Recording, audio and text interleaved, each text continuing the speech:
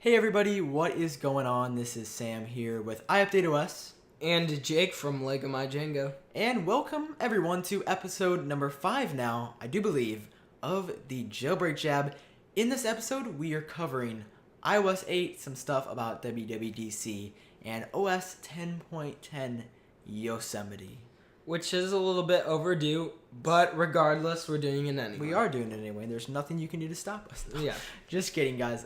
But I think we want to start out with the WWDC presentation. Just a very quick overview of what we thought. Did we like it? Comparing it to past years. All that quick stuff right here. So, Jake, what was your initial impression after the keynote ended? What did you think about the keynote? This is awesome. This is great. I don't know. Well, I mean, the biggest thing to take away was definitely Yosemite. iOS 8, iOS is great, but Yeah. I knew going into that there wasn't going to be that much. A lot of the stuff that is in iOS 8 is stuff that's kind of For developers. behind the doors. Yeah. It's not stuff that you would really notice all the time. But I think the biggest thing, and what I actually did expect, or was expecting Apple to eventually do, was to have go for the coherent thing. Mm-hmm. All your devices sync together, able to do different things, and able to connect and do all those things together. Seamlessly. Seamlessly, which is awesome. I was really happy about that. And basically, I think the winner of that so far has been Windows. And I know it's kind of weird to say, but their tile system and their the tile system is both on Windows 8 now and on their Windows Phone. And the Windows Phone and Windows 8 connect to each other in a very coherent way. I haven't really been able to see it firsthand, but I can just tell that they do with all that stuff they have Windows 8. So it's really nice to see it on Mac. And so far, it looks like they're going to beat Windows, maybe blow Windows out of the water with this one, with the ability to call from your Mac, even though your iPhone just has to be kind of nearby. It doesn't even really matter. It just has to be in the home network.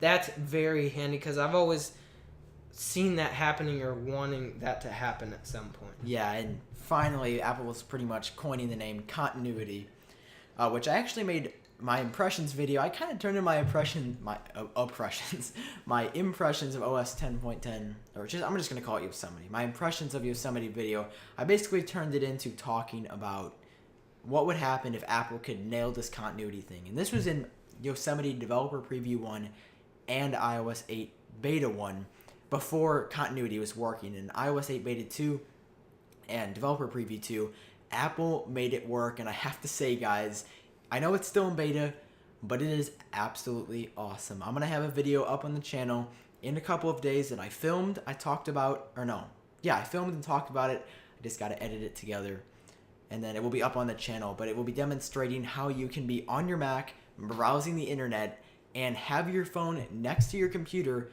and there's a little Safari icon if you're on the web. In the bottom left corner, when you swipe up, enter your passcode if you have one, it will just about immediately launch the web page that you had on your Mac very, very seamlessly. It can't get any easier than that, guys. It works so well. And that it was really cool to see that at the keynote. And the keynote was it was really good, but it was a lot different than I think what we've seen in the past. It was had a different feeling, and Definitely. what their goal was to show it was really appealing to developers, which makes sense considering the event is called the Worldwide Developers Conference. I know if you weren't really interested in that until it kind of wanted them to shut up and get back to the features, but that's what WWDC is. You said, Sam, that it goes on all week or whatever, or 4 days after that. Yeah, it goes on. WWDC is actually from Monday to Friday. That entire week, developers are there getting hands-on with the latest iOS, the latest OS 10, learning what they can do to incorporate it into their apps, attending these sessions with Apple developers and Apple engineers is what I was trying to come up with. Apple engineers teaching them how to use this new software, what the advantage is, and how they can make their apps and their software better than ever before. In as much as I love Apple talking about the features, this year the aura that I got from when Apple was done, I got the sense that Apple is focusing on the developers. They talked about some development stuff this year. They introduced all these new kits like HomeKit. They added some new Sprite Kit features. They added Touch ID Kit to use in apps. Just loads and loads of behind the scenes stuff like Jake mentioned earlier, talking about these new features that they had incorporated into iOS 8 that the public really wouldn't see. Even I'm an iOS developer. I haven't really taken the time to completely study code and learn how to write it from entirety of scratch. I still need some help from the internet, tutorials and good stuff like that. But it really seemed like they focused on the developers this keynote. That's the impression that I got. Yeah, and I mean, WWDC was created, I mean, for developers because, I mean, originally, I mean, the Mac was lagging behind in the amount of apps that it had compared to Windows.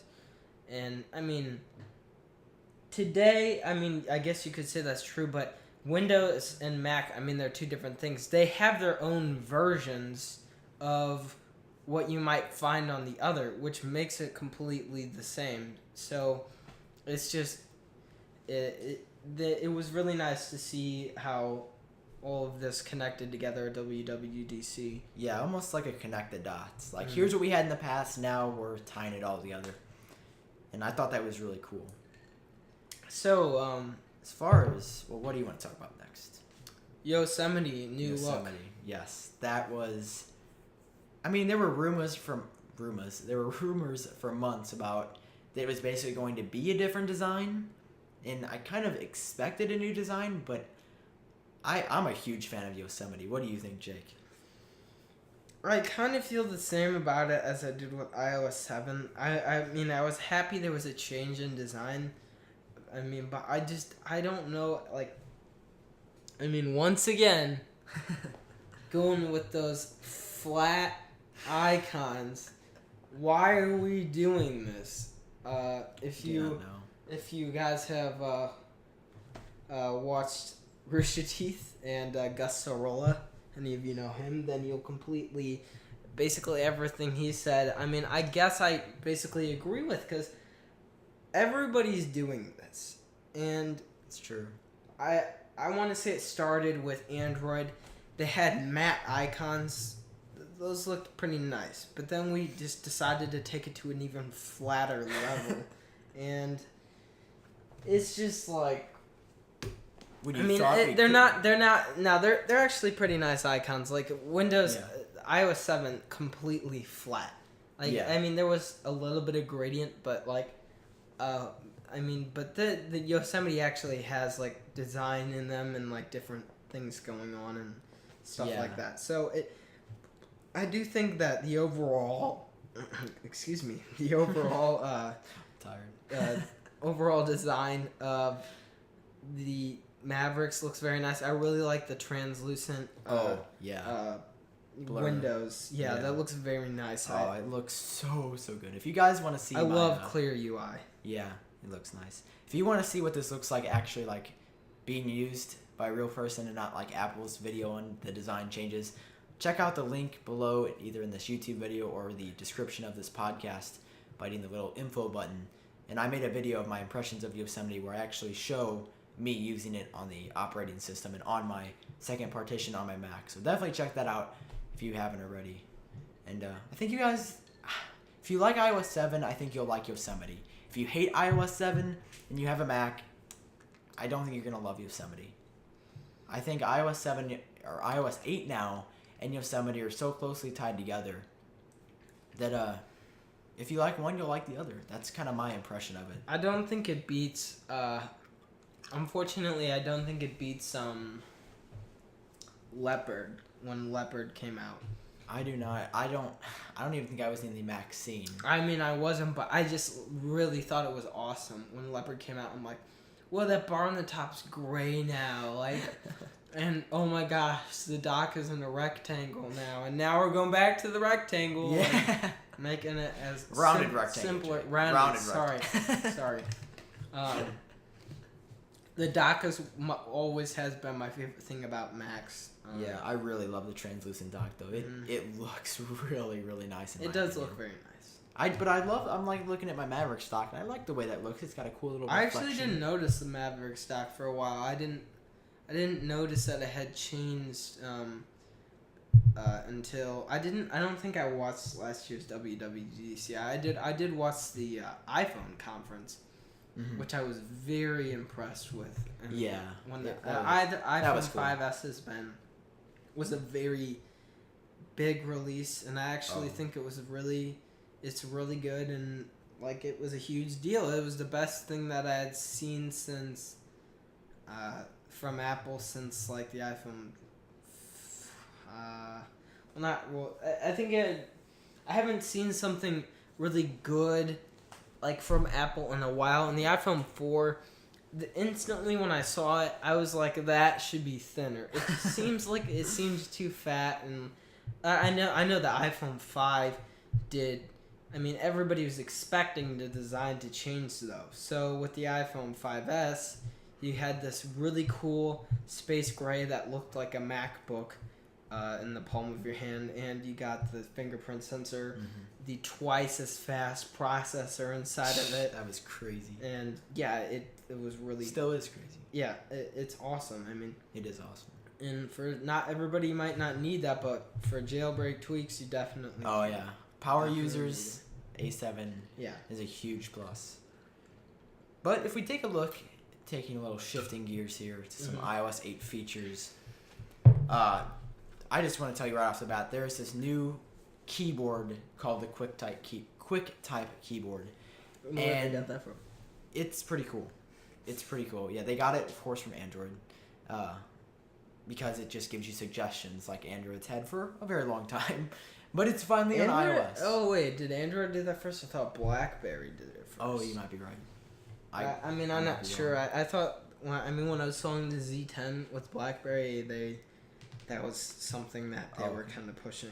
So I don't know. All right, I may be wrong. I'm open for criticism. I didn't know Android for that. I know Android for the keyboard where you go like... Oh, yeah, the swipe key. Yeah, the swipe keyboard.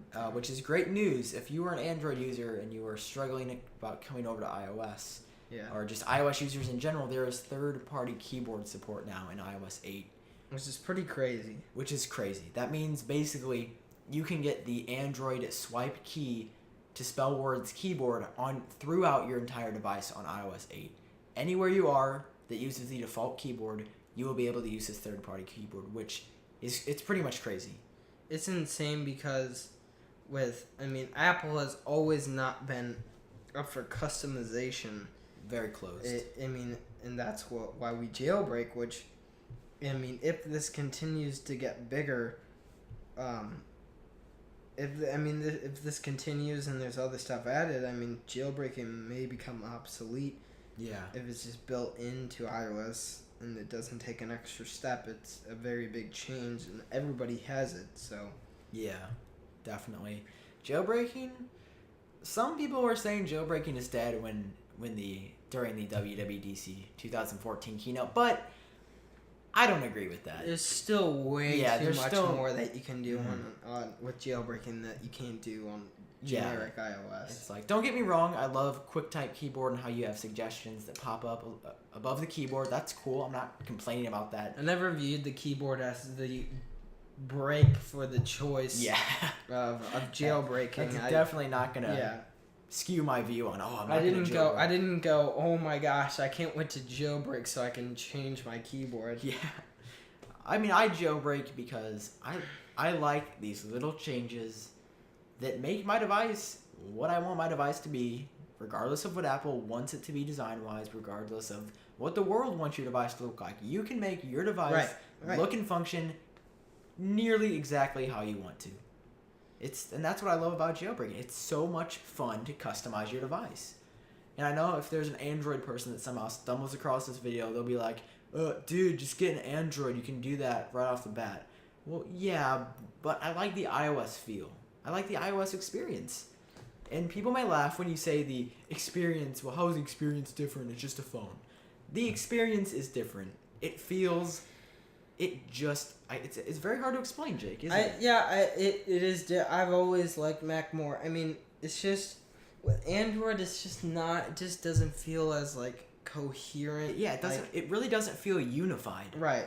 It's just, and on Android, I don't know one person who has an Android phone of my friends. I mean, I've seen a lot of Android phones where it's been customized just out of the, like, just totally changed. Like, Yeah.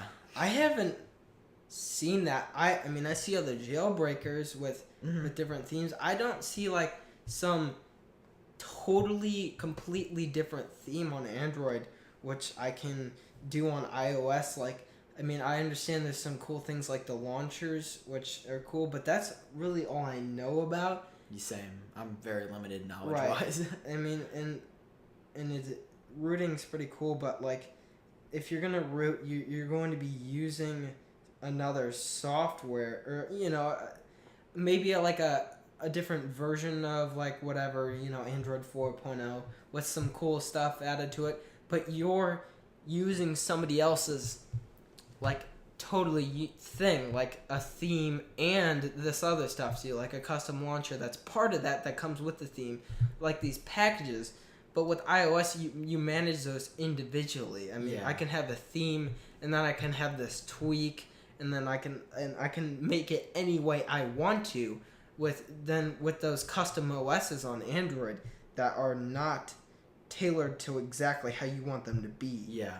It's very, very different experience as far as I understand it than jailbreaking and rooting. Same concept, but very different usability-wise, I think.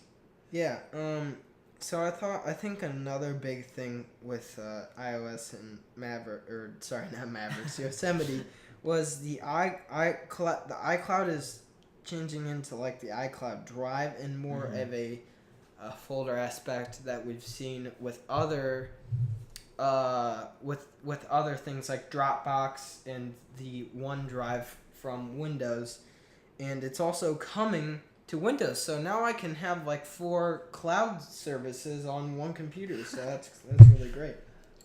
Yeah, but I am excited for the cloud drive because I think it's really cool. Yeah, I mean, it even shows a picture of a PC on the cloud drive section for iOS 8 that everything looks like it's going to be really, really just tied together. I think Apple is just nailing this continuity thing, and they're just trying to make everything feel so integrated, like it was meant to be from the beginning. Because iOS and OS 10, they felt similar always, but they've never felt exactly tied together. Yes, there's been, like, I remember iCloud Sync was a huge thing when it first came out. I was very excited that I could pick up a game on my iPhone and finish at the same spot on my iPad.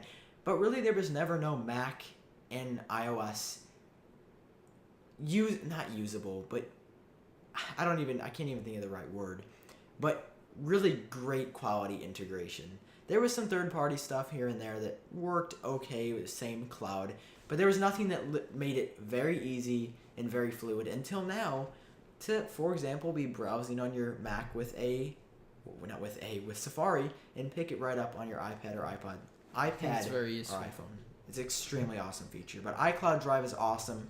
There's this folder on your Mac, it looks like to be in Finder, where you can just drag stuff, and that isn't actually on your computer, it's in the cloud. And I haven't really tried it out in Yosemite yet, but just from the looks of it, very impressed so far.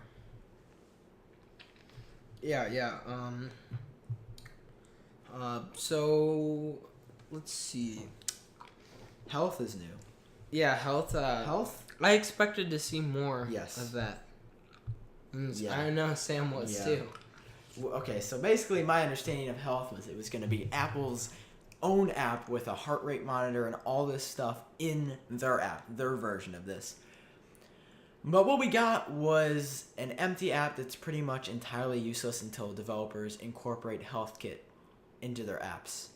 Because right now, my health book is happily resting on my iPhone 5S. And you can manually log heart rate. Yeah, you can take it with a third-party app, transfer it over, but that's not seamless, that's not integrated. No one wants to use it. They can have an app that can do that for them. Yeah. Health will only be viable if developers take advantage of its full realm and its use. Because, I mean, like I said, right now, honestly, just like third-party keyboard support, it's useless. You cannot use it. The problem with these things is that if they're not going to make their own version of it, it doesn't. Not everybody likes. Not everybody. They have their own thing. Plenty of people use it. Why would they change it now? Yeah, very. I don't know. Doesn't make sense. So it was interesting to see, and I don't think there'll actually be some type of setting where you can actually see these. They're cool icons to see on here. All the kits. Yeah, they look pretty cool, I have to say. Sprite kit, scene kit, I'm looking at. And then, of course, Swift was introduced, which is kind of crazy. It's this entirely new programming language. That it's actually built off of a programming language. Not entirely. Right. It's a new type of programming language. Right. But, I mean, you're just kind of out of the blue. We have a new programming language that you can use. And just from me looking at it, it seems very, very simple to understand. Definitely something that's very cool. And so, I'm excited for it. I'm going to try to learn it. So, I mean, that's just a really cool thing that Apple announced at WWDC was this entirely new programming language that I think is going to definitely open up the developer market for younger developers and more developers to make more apps and ultimately make your phone or iPod or iPad better to use than ever before. And, I totally agree with that. And then what do you think about, like, these contacts inside of the... What is this? I still am puzzled by what this is. So some people have said that they think they look out of place and they look terrible. I'm going to be completely honest. I don't really mind them there. I mean, it might not be the most logical place to put them, but I honestly don't have anything against them there. What does it do? Oh, see, you tap on one, and then it pops out with, like, phone, mobile, FaceTime. I don't have a picture. Oh, yeah, that's Jake. So, wait. Call. No, I'm joking. I have no Okay, that's actually pretty... But it's just there? Yeah, there's no way to get rid of it. And I guarantee that these thin outlined icons are going to be changed by the final beta. Well, so why is this here and not, like, in, like... Notification center? Not... Well, yeah, I think either... Let me take a look at this. So, there... In iOS 8... Can you want to explain? Like, it's these... In iOS 8, inside of the multitask area... Yeah, there's, like, these circular contact pictures. And when you tap on one, it comes up with contact information for that person. And... I think it's useful. If you want to see a screenshot of what we're talking about, once again, check. Well, we'll have pretty much everything that we talked about in this video linked down below, of course, to Apple's official website where they talk about iOS 8 for themselves, and a bunch of videos that I made on iOS 8 too. So check for that down below in the description. But, I mean, I honestly don't have anything against the contact icons. I know a lot of people were ripping on them, saying, why would they put them there? They look terrible. They have nothing to do with multi-switch. Not multi-switcher. I'm thinking of jailbreak tweaks, like the quick switcher. Not multitasking view. But, I mean, I don't know. It's called the multitasking view. It almost makes sense to me that there would be things to multitask with in the multitasking view. I don't know. That's just my little piece of info there. Yeah, I just think it would have been made more sense if they're in the notification center. Yeah, but speaking of the notification center, one thing that I am extremely excited about in iOS 8 is widgets. Widgets. Oh, yeah. Widgets. Yeah, it's about time. Very exciting time for iOS users. Yeah. Basically... And I knew they would appear in this way, too. Not on the actual springboard. Yeah, it's...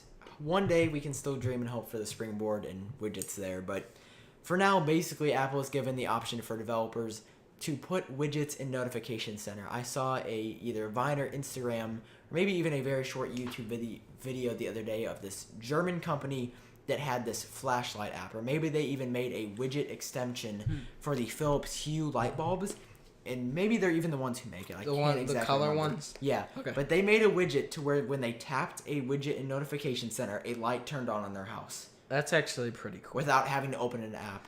Yeah, I think it's about time that they got these in there, and I'm very happy. And I know nobody uses notification. I mean, I use it to check a notification that I missed. Finally, this will make a good use for it. Maybe it makes it kind of more like a dashboard from it's Mac. definitely.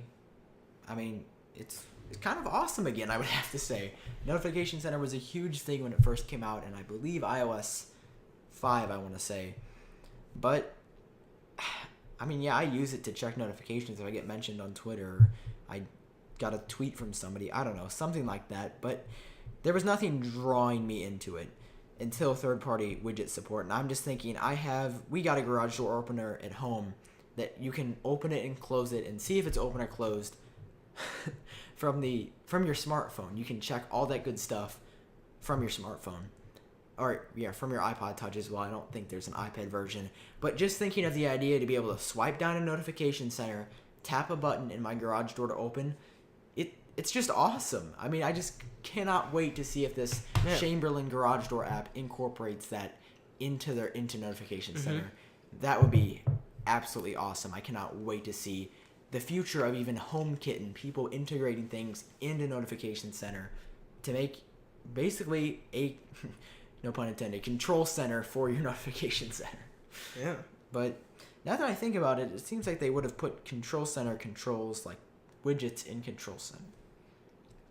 Well, no, that wouldn't really make sense, but...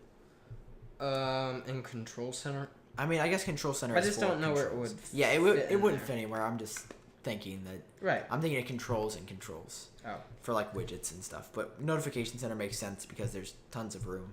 Because it covers your entire screen.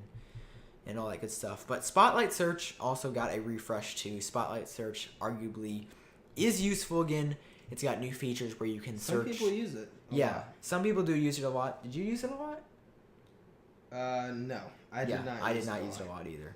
I mean, like, I'm big on the page animations and yeah. But I used it to search an app.